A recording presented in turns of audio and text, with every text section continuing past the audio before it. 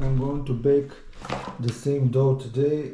This one in Dutch oven and this traditionally in the trays. I'll show you the difference. So now I'm going to cover them for the final step of the process.